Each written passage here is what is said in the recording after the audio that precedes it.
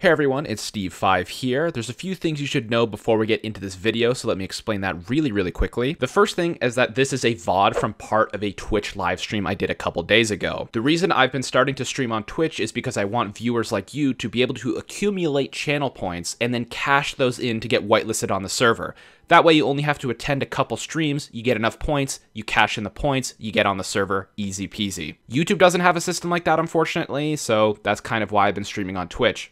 The second thing is that this video is still edited. I'm cutting out a lot of the nonsense that I'm talking about, or if I'm talking with chat, that's just not relevant to the video. So don't worry, it's not just a straight re-upload, I still put in work to edit it. Number 3 is, obviously, if you don't know, we're reviewing custom origins for my server, Stevorium. They are pure custom origins, all related to some kind of element. I have lots of videos about that on my channel, and I'll be referencing it throughout the VOD, so you can go back and check those. There'll be cards on screen, links in the description. Make sure you check out those videos as well.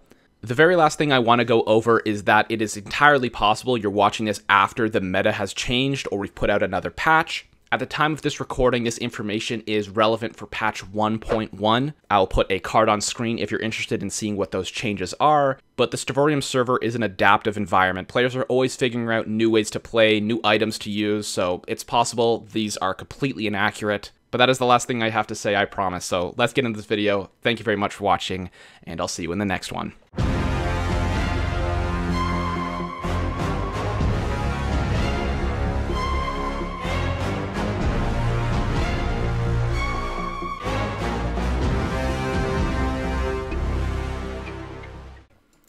Okay, so, as promised for this stream, I did say that we would be going over some pretty interesting data before we get into the tier list. So let's go over some of the stats I've gathered from the server, and we'll just go over this quickly.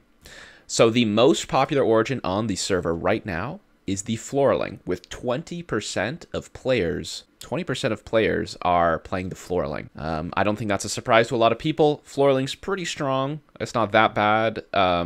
They got hit with some nerfs, but they're still the most popular origin for sure. That's a lot of flowers. Yes, so there's over 100 Florling players. The least popular origin is the Sparker.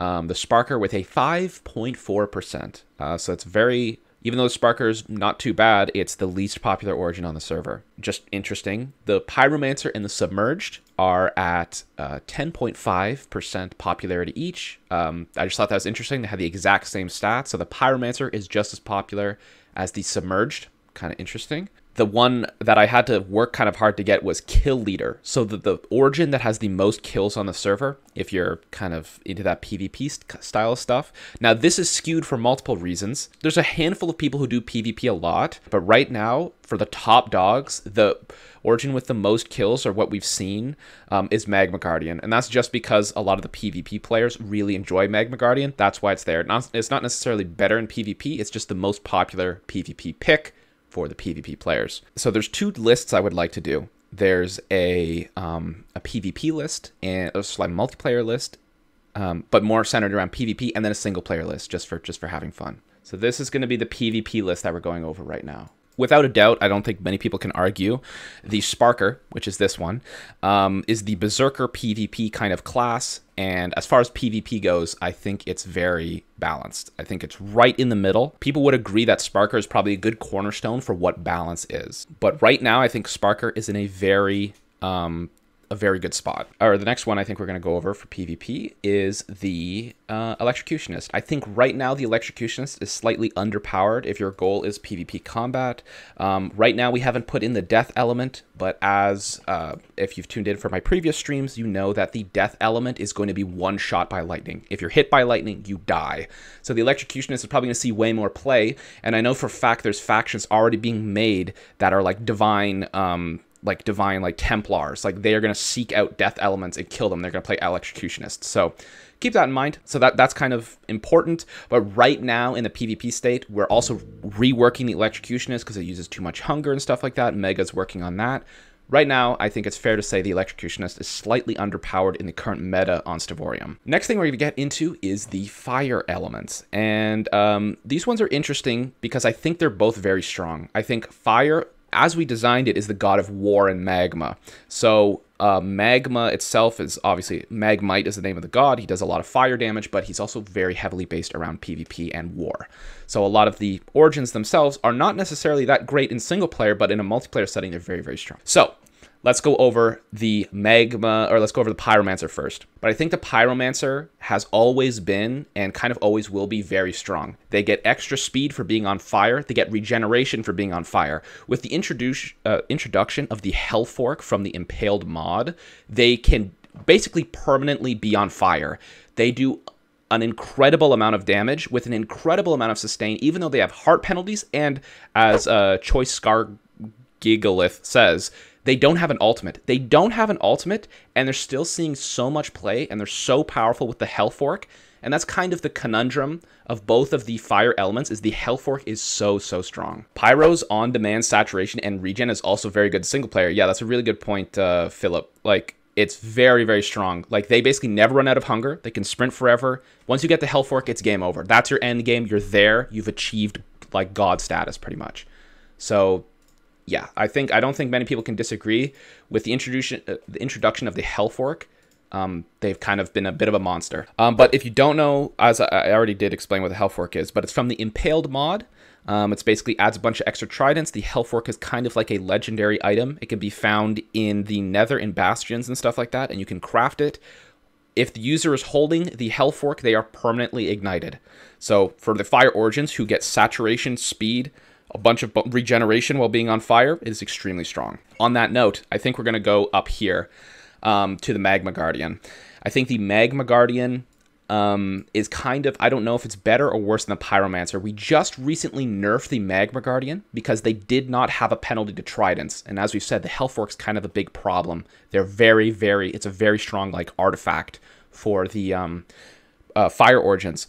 However, we just recently nerfed the Magma Guardian, so they actually do reduce damage with tridents. However, they're still seeing a lot of play. They have double HP, saturation, resistance, extremely tanky. I would be interested to see what you guys think in the chat about the Magma Guardians, because I feel like fighting one, you just know you're not going to take it down unless you have like 3 people.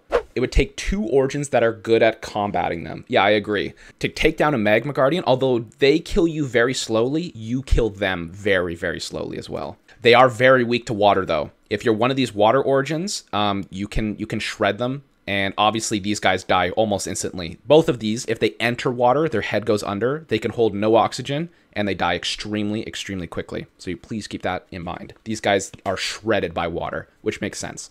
So I think for PvP, the Floorling might be, it's definitely overpowered. I don't know where it goes in between here, but it's very hard to hit a Floorling. And the fact that they can dig through dirt, like the Phantomize ability, they can just phase through dirt, is extremely powerful.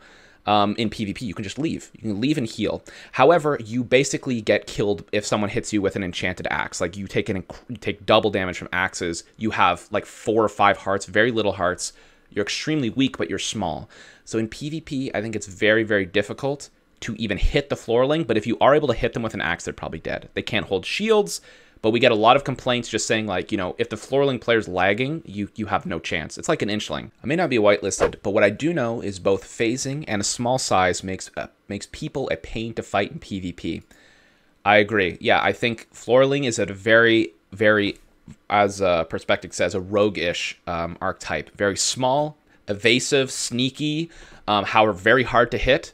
Squishy, but they can also poison you and do lots of damage. They're just very, very annoying. So I guess we'll move on to the next one. We'll go to the treant. And I think right now, the treant in PvP is pretty balanced. And the reason is, if you're able to hit your Stranglethorns, you will kill the Pyromancer.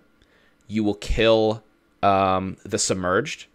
You will kill the Sparker. You will kill the Electrocutionist.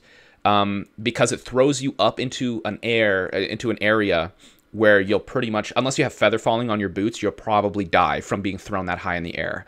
So it's a long cooldown, but if you're able to hit that, you know, you can finish them off once they land on the ground very, very easily. However, you are a tree. You miss that shot. You're slow. You are tanky. You have 15 hearts instead of 10. They can deal a lot of damage and protect. You know, they can throw enemies away.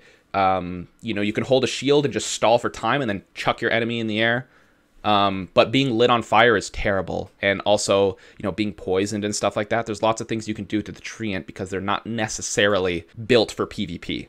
However, I do think they're balanced. They are 3 blocks tall. Their hitbox is bigger. However, they can one-shot half of these origins on the list if you're able to hit your ability. And there's nothing, and obviously, you throw them in the air. So if there's a roof above your head, you're fighting in any enclosed area, like under trees or whatever, they're not going to fly that high.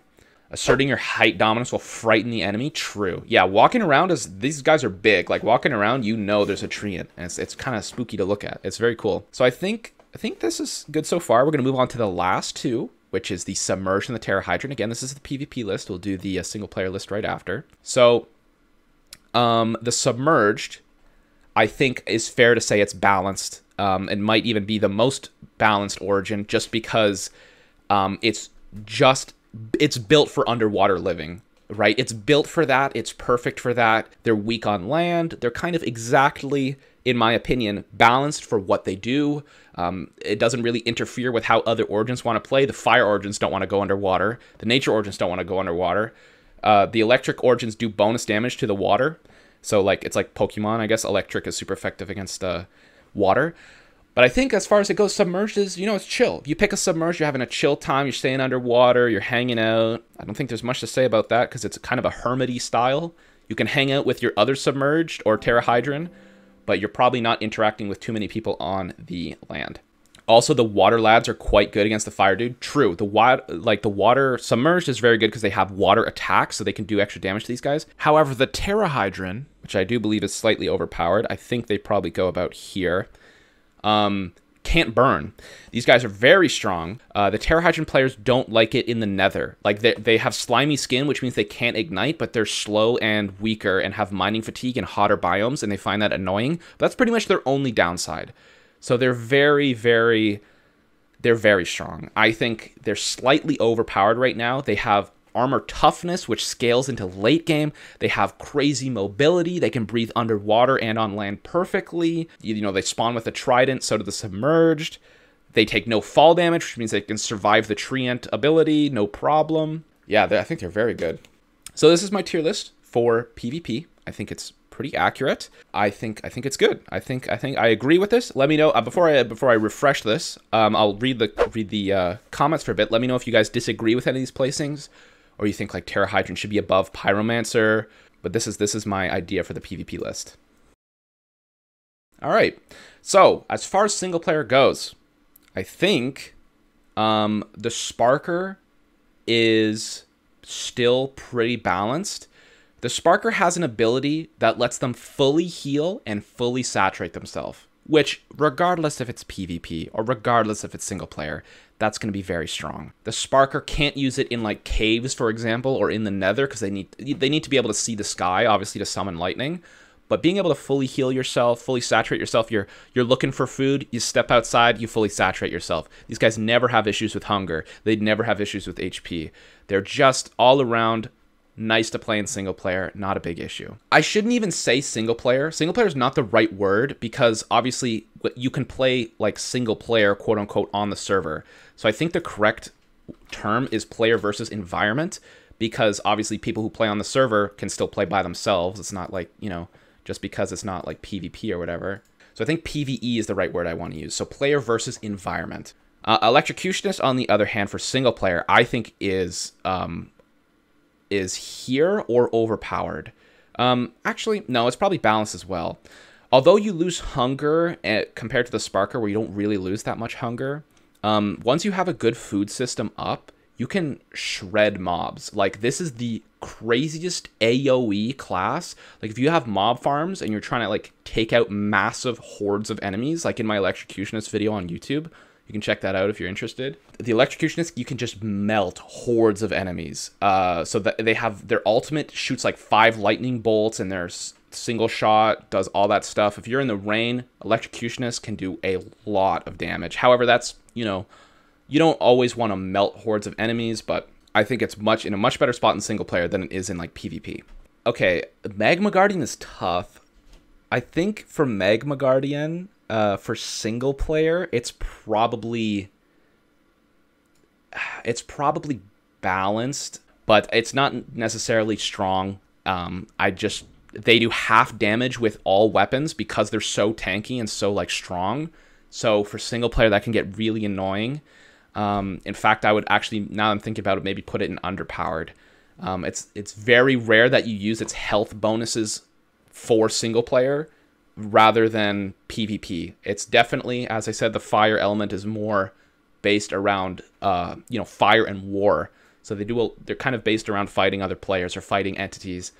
And the Magma Guardian's just not that great in single player or like, player versus environment.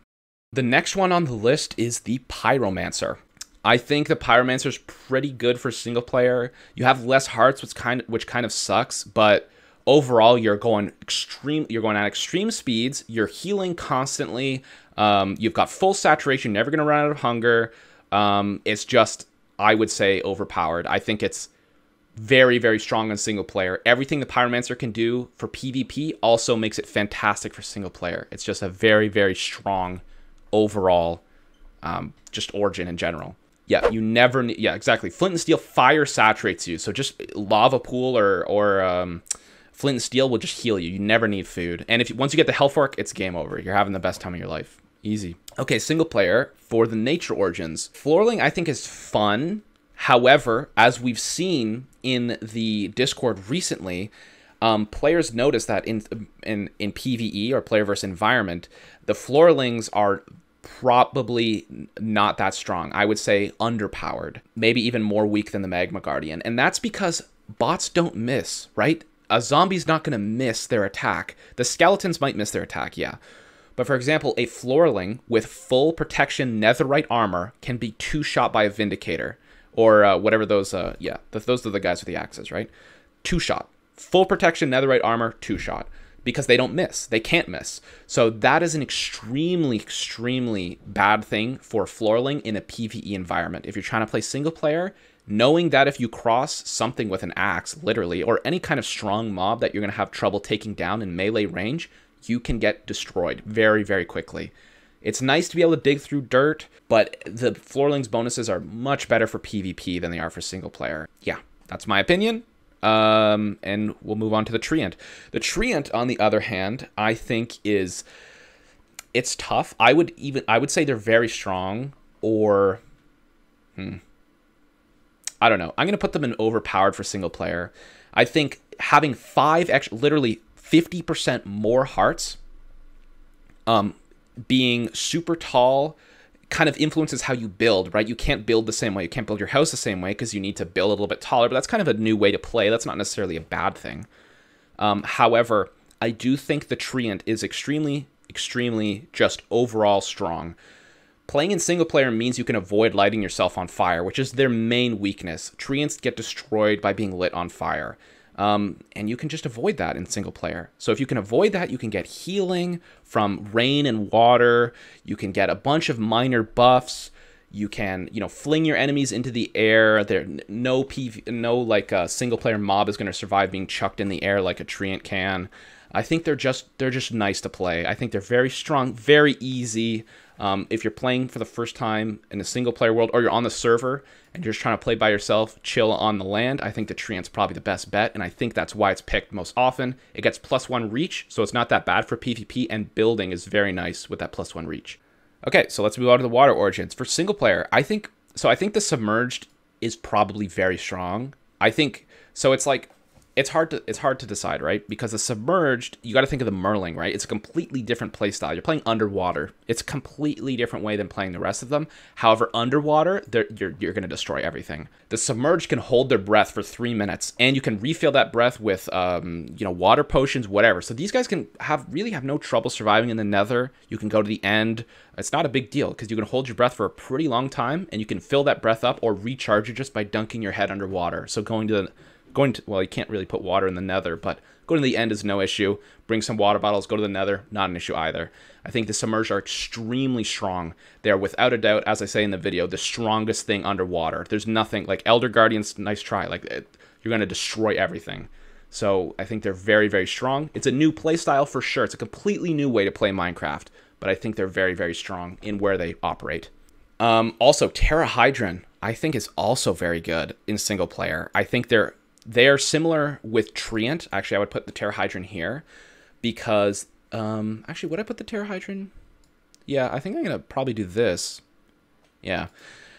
They're similar with the treant. They're very easy to learn. The Terrahydrons have very few weaknesses in single player, almost none at all if you're able to avoid them. They pretty much only have bonuses. They have extra HP. They have armor toughness. They can't be lit on fire. Their main weaknesses come from being in hot biomes. In single player, you can just avoid it. Also in multiplayer, you can just avoid it. Just don't go there.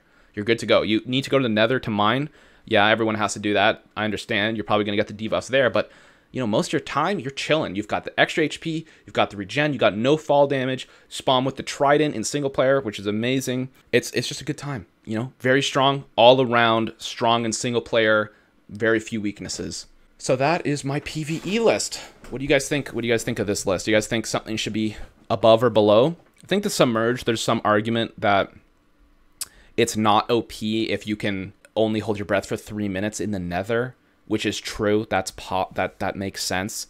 But I feel like you're only in the Nether for a short amount of time as a Submerged. You're really not spending most of your time there in single player, because you can just hang out on the overworld and in oceans and stuff like that. So I don't think it's a big deal. Pyromancer, on the other hand, without a doubt the most broken. So if you didn't know, the Pyromancer and the Magma Guardian can swim in lava like the Submerged can swim in water. So they're faster swimming in lava, and they can see perfectly. You know how lava like blurs you with like red? It's kind of hard to see through it.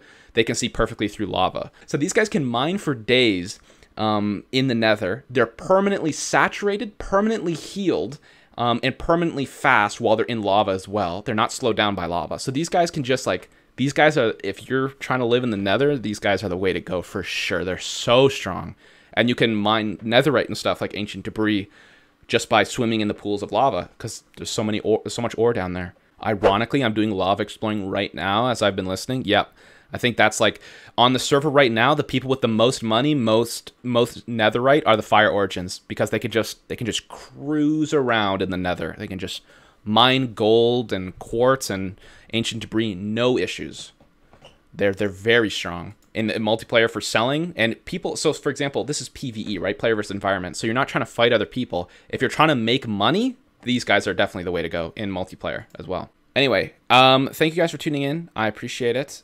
I will be streaming tomorrow as well at a better time. Tomorrow will be, I think, the last stream I need to do for the affiliate position. So I appreciate you guys tuning in. Thank you very much. I will see you guys in the next one.